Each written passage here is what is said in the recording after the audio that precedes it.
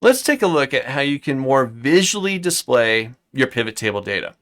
What we've got here is pretty good as far as visually displaying a list and summarizing that data, right? You've got hundreds or thousands of records, and now I want to quickly summarize the data and display that inside my report. Pivot table is great, but now I want to take it even a step further. We're going to take our pivot table data and turn it into a chart. Now, we saw charts earlier and saw a whole bunch of features involved in charts. You're going to see practically the same thing. The difference here is the chart is based off the pivot table. If the pivot table updates, then your chart updates as well. Watch this. So I'm just going to click into my pivot table. Doesn't matter where, just as long as you're within that table. Once I'm in there, I'm going to go up into my Pivot Table Analyze tab, and towards the right, there's an option for Pivot Chart. So I'm going to give that a click.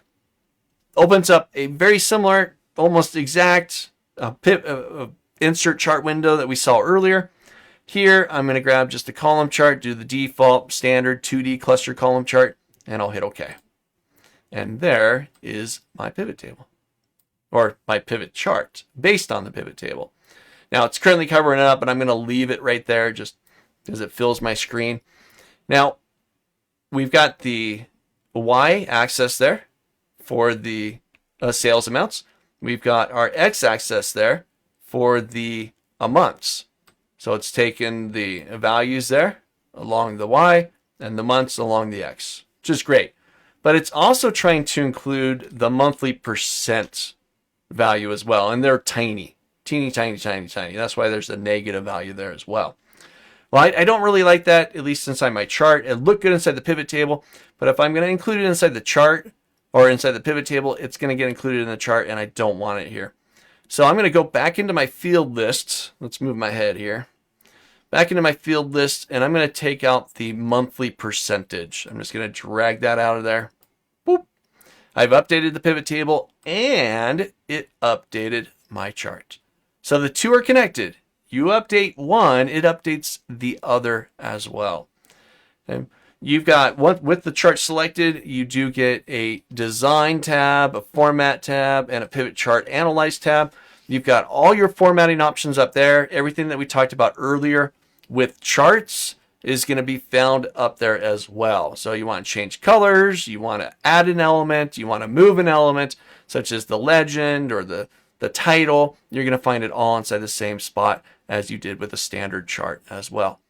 So really the big difference here between what we created earlier with the standard chart versus a pivot table chart, which is based off a pivot table, you update the pivot table structure, right away you get an update inside your chart.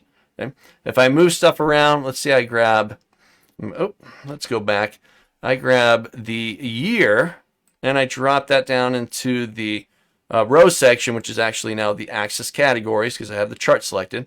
I'll drop it above month, and now I've got year and month in there. Look at that. So cool. The pivot table updated, the chart updated, all one spot. Very cool. You're looking at creating a dashboard inside of Excel. Pivot tables are huge inside of Excel dashboards. Quickly summarize list data.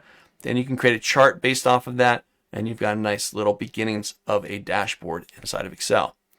So try this out. Click into your pivot table, go up to the Pivot Table Analyze tab, and you can create your chart from there.